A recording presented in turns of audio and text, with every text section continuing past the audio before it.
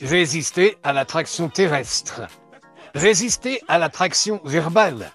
S'empêcher de tomber dans les mots.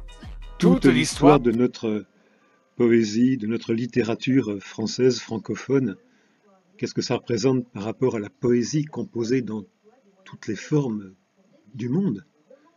Et pour en rester à la poésie de chez nous, franchement, ce millénaire, qu'est-ce que ça représente? On est bien obligé de voir que ceux qui continuent à rimer, à essayer de rimer, ne connaissent que les événements d'il y a 150 ans.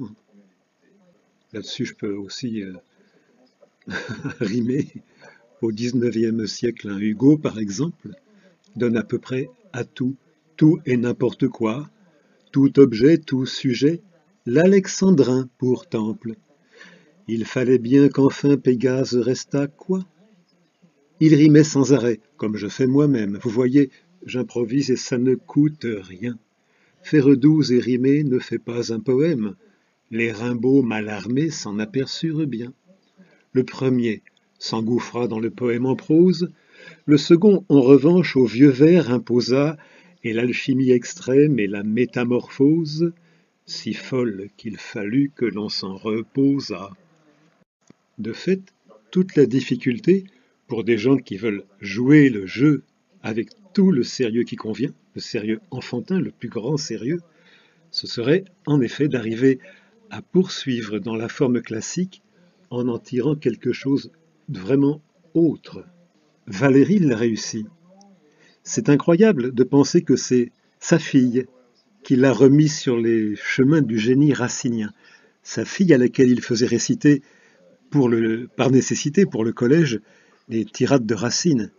C'est l'époque où il travaillait sur sa jeune parque Valérie, une œuvre elle-même en alexandrin avec césure à l'hémistiche, une longue œuvre, plus de 500 vers. C'est aussi l'époque où les très jeunes gens qu'on allait connaître sous le nom de surréalistes, mais à l'époque ils avaient 20 ans, les Bretons, Aragon, Soupeau, venaient le voir rue de Villejuste, plein d'admiration. Ils pensaient qu'il avait renoncé à la poésie. Or, ça faisait 3-4 ans qu'il s'acharnait sur les alexandrins de sa jeune parque. Et donc Valéry, lui, redécouvre Racine avec admiration, comment on peut dire, avec déférence. Quand on comprend comment ça marche, Racine, on ne peut qu'être ébloui. Bon, venez, avec ce que je vais vous dire maintenant, on a vraiment besoin de prendre l'air. Tenez, venez au jardin, regardez les chats, respirez bien. Parallèlement à ce retour à Racine de Valéry, il y a le retour à Bach de Stravinsky. Ils se sont bien connus, ils avaient beaucoup de points communs dans leur esthétique. Je n'entre pas dans les détails, ce sera pour une autre fois. En tout cas, Stravinsky, de 1920 à peu près jusqu'en 1950, a créé de très très très belles choses, absolument à l'opposé du dodécaphonisme de Schoenberg, dans laquelle la plupart s'engouffraient, allaient jusqu'à le renforcer, à l'opposé aussi des premières recherches de la musique électroacoustique. Lui arrivait à tirer de son retour à Bach des choses absolument inouïes. Il démontait les œuvres classiques, il les remontait à sa façon.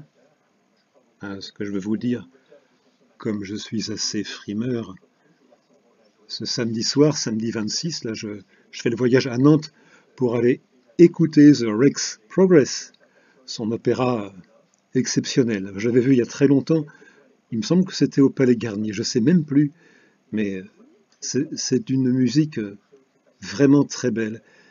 Elle ne supporte pas une écoute superficielle.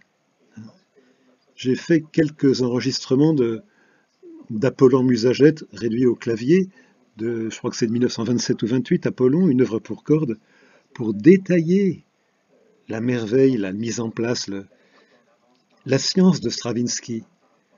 On écoute Apollon Musagète, on croit que c'est une musique classique. On entre dans Apollon Musagète. C'est comme si quand on entre dans Racine, quoi. Non, non, je ne m'égare pas, je ne vous égare pas dans ce jardin parmi les plantes, les fleurs.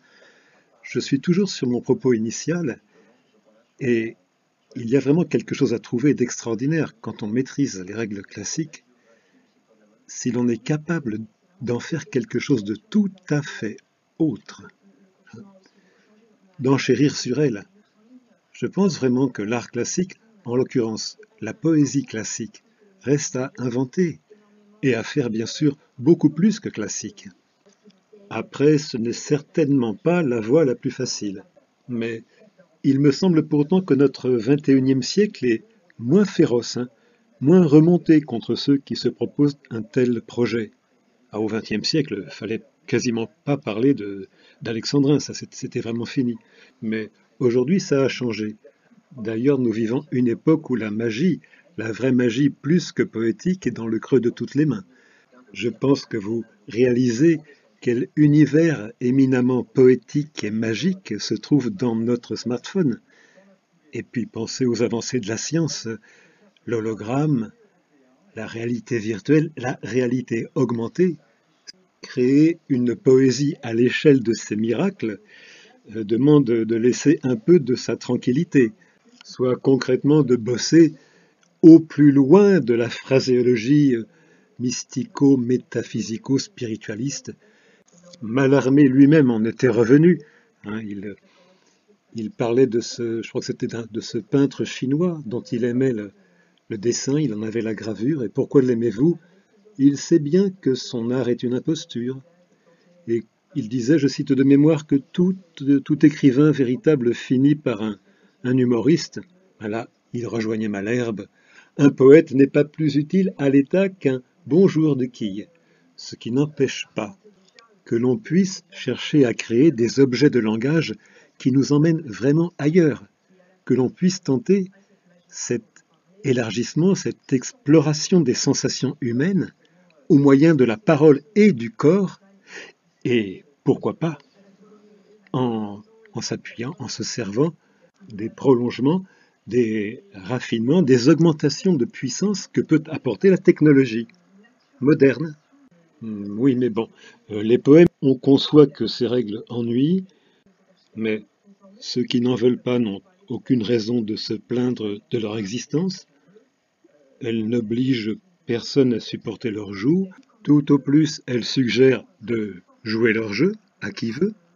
En tout cas, je l'ai dit tout à l'heure, éviter l'excitation mentale, éviter de s'emballer entre soi les bonnes intentions suivies d'aucun effet, la poésie sauvera le monde, éviter de se donner à soi-même des auréoles alors que nos pieds ne quittent pas les pantoufles. La sainteté. Tiens, un petit quatrain. Aller partout en slip ne nous fait point Tarzan. Pas plus pousser des cris, frapper sur sa poitrine. Pas mal de singes, j'y pense, en font d'ailleurs autant. Thomas d'Aquin, Tarzan, les merdes qu'on bouquine. On relit, on se dit, quoi qu'on pense être vrai, qu'on affirme, qu'on veuille ou prétende ou bien croit, on relit et on se dit que tout ça reste abstrait. Dans les vœux, les désirs, on se dit qu'on se noie. On peut bien astiquer, polir son commentaire, déployer des trésors d'ingéniosité, actes de foi, pogrom ou case, rien à faire. Nos vers, eux, n'en ont pas plus de subtilité. Notre idéal si cool, si délicat, si riche, n'y change pas grand-chose. Eux seuls sont la leçon. De quelque coloris qu'on orne leur affiche, tout cru, tout nu, tout lu, ils restent ce qu'ils sont.